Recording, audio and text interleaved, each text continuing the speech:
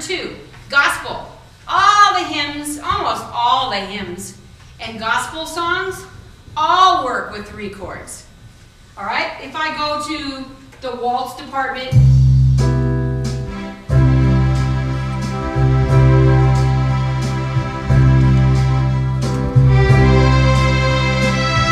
comes an F chord. What follows F? C. What's next? G. See, you don't even have to guess after a while. What's next? C. And next? F. And then C. And then G. Now watch this. Let's say I picked the wrong one. I'm supposed to go to C, but let's say I pick F. I get an amen. If you pick the wrong chord, that's why you will always get an amen if the chord is wrong. That's why hymns and gospel are the safest thing to learn to play by ear. Because they'll think you put that amen in there on purpose. All right. Some people get a standing ovation, others get an amen. That's right. Number 3, Christmas. Oh my gosh. Probably 90% of the Christmas songs you can play with 3 chords. All right? Very fun. White Christmas, Jingle Bells, Silent Night, all of them. All right, number 4, Hawaiian. All the Hawaiian songs, because ukuleles, you know, a lot of people play ukulele, but they don't know chords. So they will just learn a couple little Hawaiian chord things.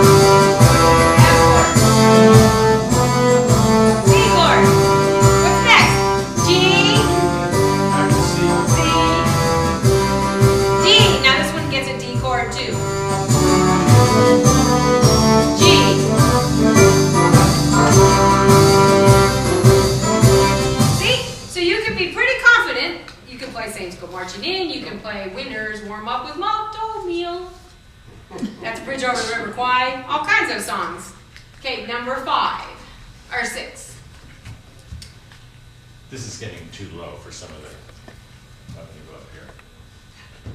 Because they're so far away. That's fine, because I can't remember what number 6 is. So that's enough. 5 is good for 3 chord songs. Yes. It's quite an array of.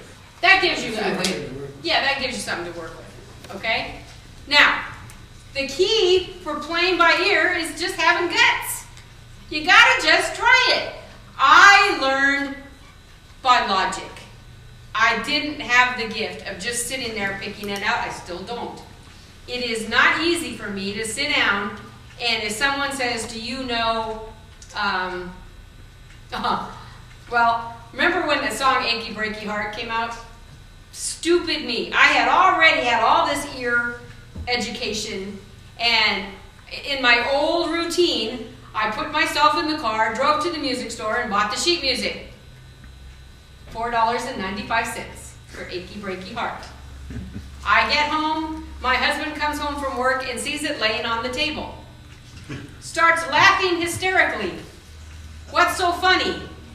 Did you look at that song? No, haven't opened it yet. He opens it up. You know how many chords are in Achy Breaky Heart?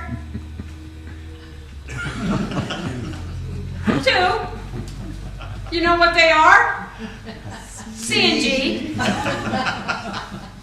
I spent $5 on a song I already knew the melody for, but I was humiliated.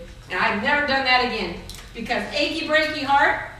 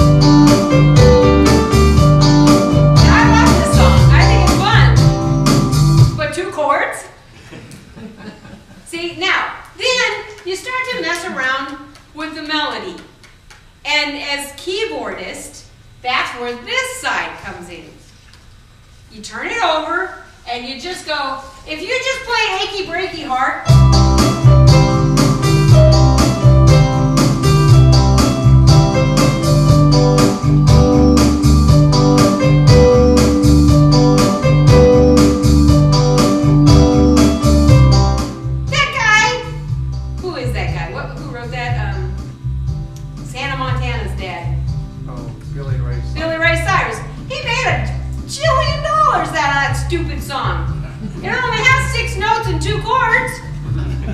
Okay, so it's kind of boring, but if you start to get creative and you start to add extra notes, play some late, then it becomes.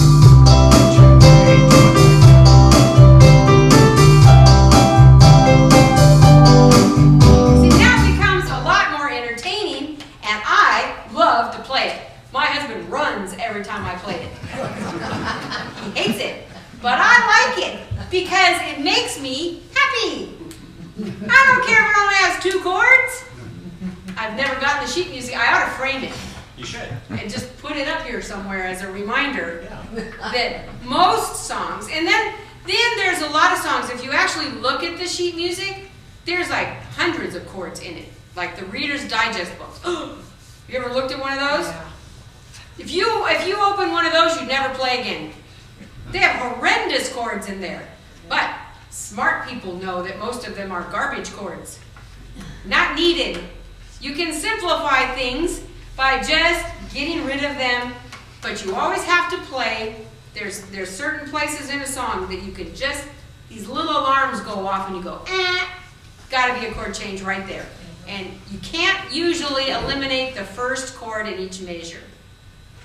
Okay, when there's a chord change, you can tell. And because now you know a little bit about that circle, the song's in the key of C, you know you got to play all the C, F, and G chords.